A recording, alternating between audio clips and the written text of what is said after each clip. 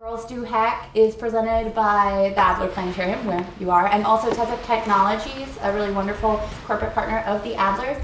I'm not going to speak for very long right now because I want to introduce our president and CEO, Dr. Michelle Larson, who is here to welcome you all today and to welcome our speaker. So with that, I'll step back. Thank you.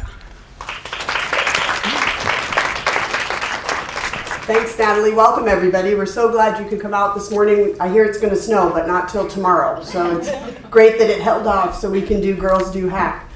I wanted to first just welcome you to the Adler. We're always delighted to open up our doors and have young people come in and spend the day, especially a day, hacking solutions, creative solutions to all different kinds of problems. And so we're delighted for our second annual Girls Do Hack.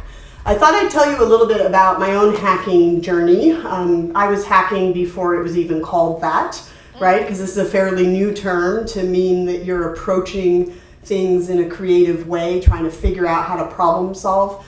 And so my daughter and I were thinking over the last week about different things we've done that we would call a creative hack to a solution. And I think the earliest one I can remember is when I was 10 years old.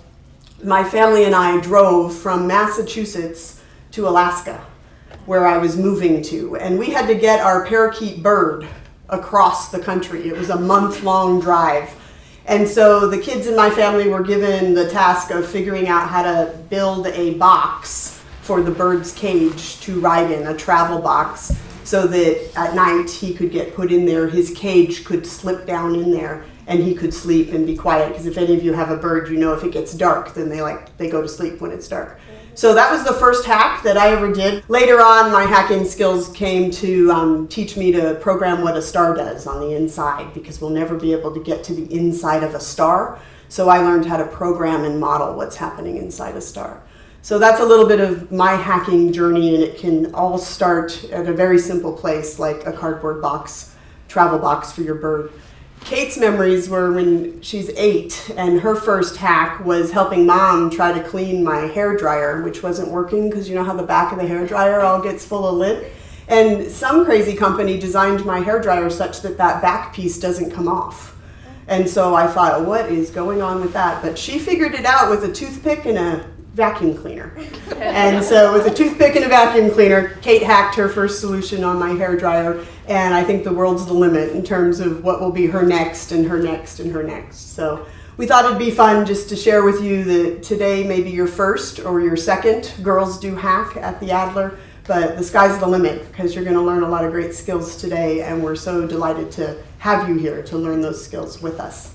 So next I want to introduce our speaker. Our speaker is from Teza Technologies, which you heard is our corporate partner in our hack days, and we just love that.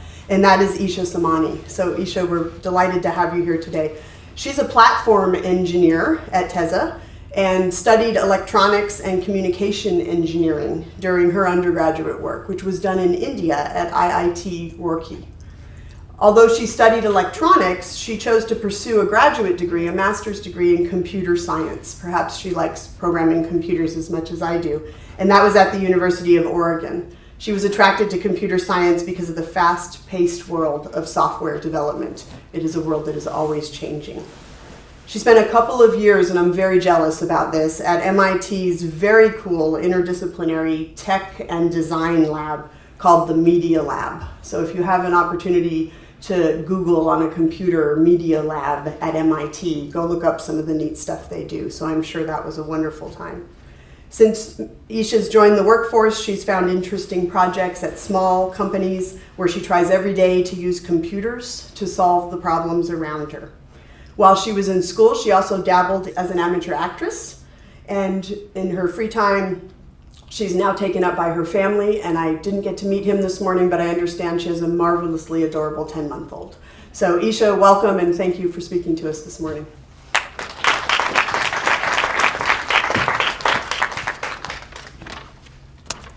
Thank you, Michelle, for that warm welcome.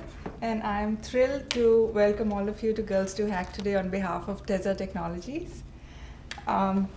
Just like a little bit about Teza, we are an algorithmic trading firm. How many of you know what that is?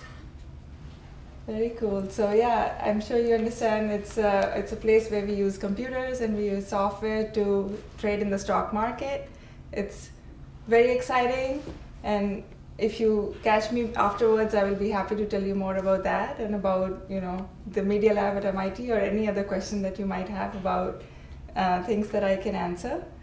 I'm one of the software engineers at Teza, but the fact is that I'm the only female software engineer at Teza, and I desperately want that to change. I would love to be one of the many female software engineers at Teza, and I'm hoping I'll be able to recruit one of you today for that, and you'll be interviewing with me like 6, 8, 10 years from now, and we'll work together. So it was last year that I came to Adler Planetarium for the first time as a mentor at the Girls Do Hack event, which Teza sponsored as well. And I was at that time really struck by the motivation in each of the student participants who had come to explore and innovate and solve problems together. And I remember it being such a rejuvenating experience for me. I was reminded of how exciting the world was and the kind of excitement I had felt as a young woman at the start of my own education in the STEM fields. And I did feel honored to be able to play that role, to spark that excitement in other young women. And I'm hoping even today you'd be able to look to me and of course to Michelle and all of the wonderful people at Adler and especially your mentors who are going to be spending the day with you today to see that a career in STEM is a very real possibility for each of you today. The one thing that I do feel is that however much I love this event and however rewarding it has been for me to represent Teza Technologies' support of women in STEM, I do look forward to the day when Girls Do Hack is, I will explain, but I do look forward to the day that Girls Do Hack is no longer part of Adler's programming. Instead, I look forward to a day when there are so many women in the STEM fields that we are no longer seen as a minority, that we do not need any additional encouragement to study the sciences and mathematics, and that Adler is free to host events called Teens Do Hack instead of Girls Do Hack. And I feel like that the journey to that day starts with each of you today. I hope that you enjoy this event as much as I do, that you find it very exciting and rewarding, and that you carry that excitement with you back into your classrooms. I hope that you're able to attend many more events like these, you're able to foster your curiosity, and then share your experiences with other family and friends, female family and friends.